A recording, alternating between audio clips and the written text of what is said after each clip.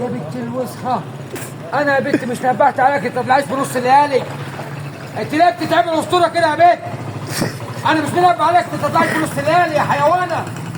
مش منبه عليك أنا يا بنت. آخر مرة وهو مرة. آخر مرة وهو مرة. طالع مع اخواتي يا اسطوره. طالع مع مين؟ فين اخواتي؟ هم يا باشا. فين اخواتي؟ طب أنا مش منبه عليكي، أنت ما تطلعيش مع اخواتك يا حقيرة. مش منبه.